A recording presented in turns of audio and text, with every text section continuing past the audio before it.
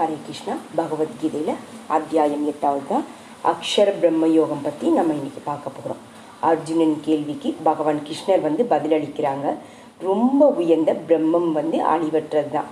ஜீவாத்மா என்பது அத்தியாத்மா. உயிர்களை பிறப்பிக்கும் விசர்க்கம் என்பது கர்மா தான். அழியக்கூடிய எல்லாமே அதிபூதமாகும். புருஷன் அல்லது பிரம்மன் அதித்வைவம் ஆகும்.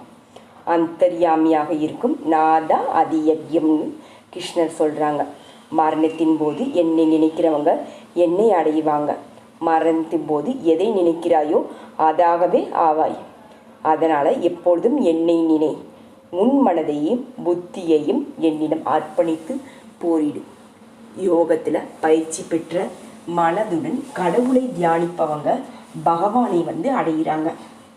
அது தியானிக்கும் கடவுள் எல்லாம் அறிந்தவர், அனாதியானவர், நம்ம எல்லாரையும் ஆள்பவங்க,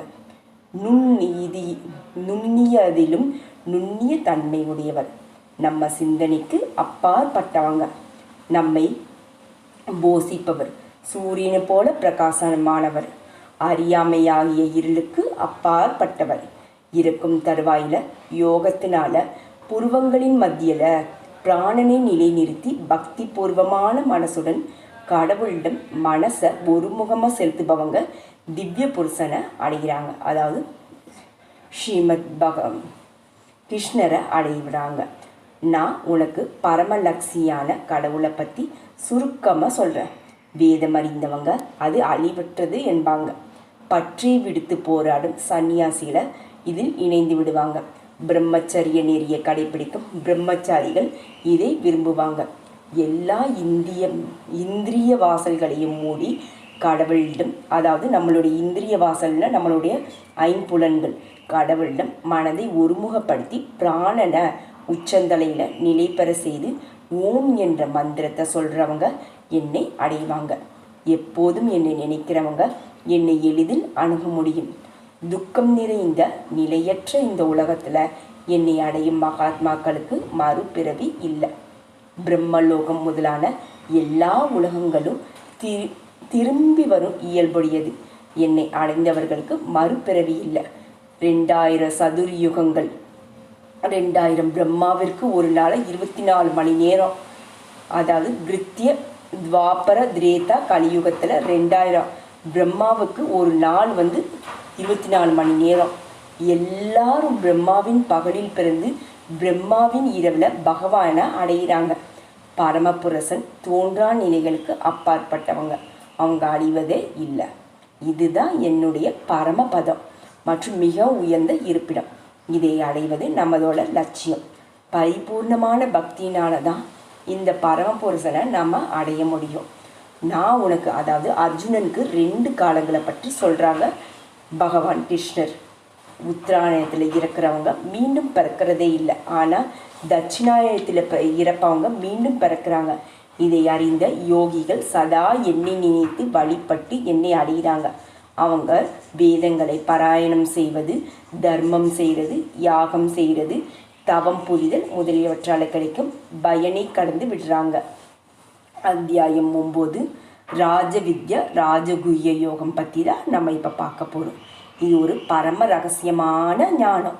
இது தெரிந்து கொண்டாங்கன்னா உலக தீமைகளிலிருந்து விடுபடலாம். இது ரகசியங்களில் ரொம்ப சிறந்தது. இது விஞ்ஞானத்தினுடன் கூடிய ஞானம், புனிதமானதும் கூட, அனுபவிக்கத்தக்கது.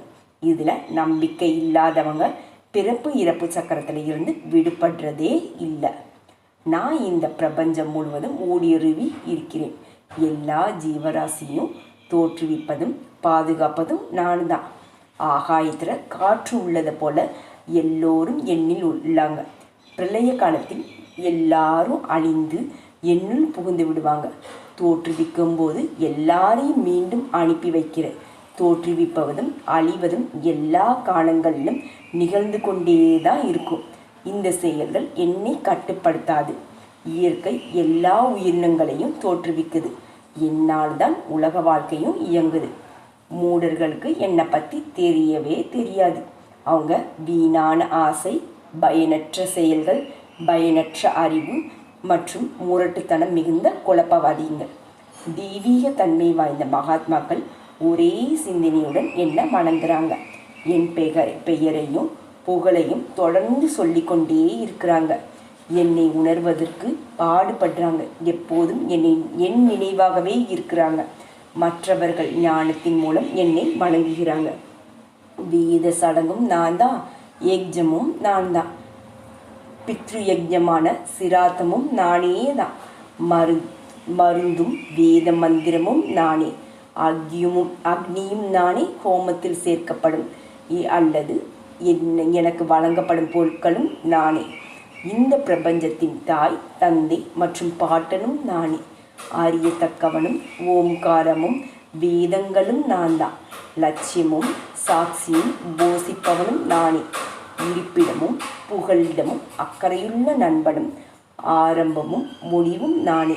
சூரிய வெப்பமும் மழையும் மரணமும் அழியாமையும் நானேன்னு பகவான் கிருஷ்ணா சொல்கிறாங்க. ஆசையுடன் என்னை வணங்குபவங்க திரும்ப பிறக்கிறாங்க. என்னை எப்போதும் நினைப்பவர்களின் தேவைகளை நான்காக வணித்து கொள்கிறேன்.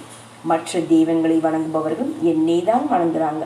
ஆனால் அவர்கள் பரமாத்மாவான் ஆனால் என்னை இந்த தத்துவ ரீதியில் அறிகிறதில்லை. அதனால் அவங்க வீழ்ச்சி அடைகிறாங்க. பக்தியுடன் ஒரு இலையோ ஒரு பூவையோ ஒரு திரி நீரையோ எனக்கு அளித்தால் போதும். நீங்கள் உண்ணும் உணவையும் செய்யும் செயலையும் வழிபாட்டையும் என்னை அர்ப்பணித்து விடுங்கள். நான் நன்மை தீன்மை என்ற பந்தத்திலிருந்து நான் காக்கிறேன். எல்லோருக்கும் நான் சமமானவன். ஆனால் என்னை நேசித்து வழிபடுவர்கள் நானே காணப்படுறேன். என்னை வழிபடும் மகாபாவியும் சாதுவாக நல்லவனாக கருதப்படணும். ஏன்னா அவனும் இறுதியில் தர்மாத்மாவாகி அமைதியை அடைகிறான். ஜாதி, ஆண், பெண், இனம் என்ற பாகுபாட்டிற்கு அப்பாற்பட்டு என்னை வழிபடுறவங்க மோட்சத்தை அடைவாங்க. உங்கள் மனசை என் மீது நிலைநிறுத்துங்க. என் மீது பக்தி செலுத்துங்க. என்னை வழிபடணும். என்னிடம் மரியாதை செலுத்தணும். என்னையே முழுமையாக நம்பினால் என்னை அடையலாம். ஹரே கிருஷ்ண ஹரே கிருஷ்ண கிருஷ்ண கிருஷ்ண ஹரே ஹரே, ஹரே ராம ராம ராம ஹரே ஹரே, ஹரே கிருஷ்ணா.